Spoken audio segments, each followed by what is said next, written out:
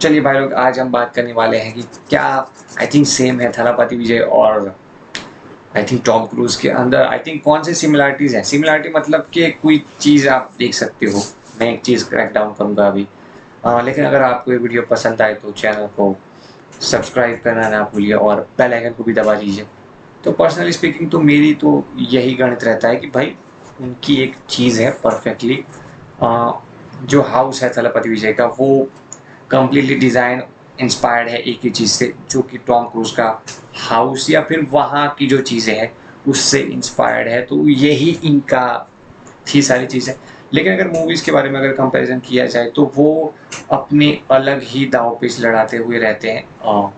जहाँ पे मैं बात करूँ टॉम क्रूज की, तो उनकी एक मिशन इम्पॉसिबल सीरीज़ है। उसके अलावा भी बहुत सारी मूवीज़ में इन्होंने काम किया है जो कि बहुत ज़्यादा अमेजिंग बात है। लेकिन स्पेसिफिकली वो एक ही चीज़ का जॉनर पकड़ते हैं, वो है एक्शन, एक्शन एंड एक्शन। चाहे बात करूँ टॉप गन मूवी की, उसमें भी एक्शन था, और 1986 की बात कर रहा हूँ, और यहाँ पे वो भी एक्शन ही होता है। और यहाँ पे थलापति विजय की मैं बात करूँ तो उनमें भी कोई भी मूवी होती है उनमें एक्शन देखने को मिलता है। तो इसी वजह से ये दोनों स्टार्स बहुत ही अमेजिंग हैं और अपने अपने सिनेमा के अंदर वो दोनों बहुत ज़्यादा अच्छे हैं। आई थिंक इनकी तमिल सिनेमा की बात करूँ तो तमिल के अलावा इंडिया में भी ये बहुत ज़्यादा पॉपुलर है। अगर इनकी कोई मूवी आई है तो वो परफेक्टली हिट होगी ही। हिट क्या, आई थिंक 500-600 करोड़ रुपए तो कमा ही लेगी। तो इसी वजह से इन पे दाव बहुत ज़्यादा लगता है। और अगर बात करूँ दूसरी चीज़ की, आई थिंक वो क्या बोल रहे हो, टॉम क्रूज की, तो वो भी अपने आप में बहुत ज़्यादा अमेजिंग है कि भाई उनकी मिशन इम्पॉसिबल वाली सीरीज हिट तो होती ही रहती है, लेकिन वो अब दूसरी कोई भी चीज़ भी ट्राई करने से नहीं हिचकिचाते। वो अलग अलग चीज़ें करते ही रहते हैं। और उनकी एक स्पेशल बात ये है कि वो अपनी जो मूवीज़ होती है उसके खुद ही प्रोड्यूसर होते हैं। मतलब वो 1 रुपया भी नहीं लेते किसी से। तो उनको अपनी वैल्यू बहुत ज़्यादा जल्दी पता चल गई थी कि भाई उनके नाम पे मूवीज़ बहुत ज़्यादा हिट हो रही है या फिर वो सारी चीज़ें हो रही हैं।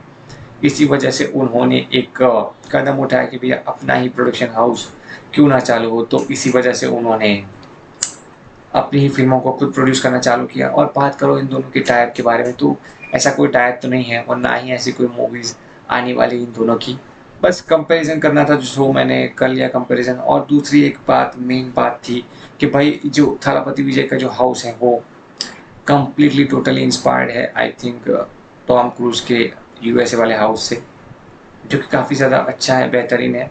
और उनको कुछ वाली चीज़ें लगी होगी कि भाई ये करने जैसा है, तो सो उन्होंने कर दिया। और बात करूं अगर दूसरी सारी चीज़ों के बारे में, तो दूसरी ऐसी कोई चीज़ है नहीं। ये दोनों मिलने भी नहीं वाले एक दूसरे से, लेकिन जानते ज़रूर होंगे एक दूसरे के बारे में। और थलापति विजय तो अभी रिटायर हो रहे हैं, लेकिन सिनेमा के अंदर कभी किसी का भी रिटायरमेंट नहीं होता। बहुत से लोग गए, बहुत से लोग पॉलिटिक्स के अंदर गए, लेकिन उसके बाद फिल्मों में वापस ज़रूर आए। बहुत से लोग तो अभी भी पॉलिटिक्स में है लेकिन फिर भी फिल्में कर रहे हैं। तो मैं यही बोलना चाहूँगा कि भाई कुछ भी हो जाए, यहाँ पर वो अपनी मूवीज़ बनाना नहीं छोड़ेंगे। और सब फैंस की भी ये सारी चीज़ें रही हैं। सब फैंस भी यही चाहते हैं कि भाई उनकी मूवी आए और वो सारी चीज़ें करें।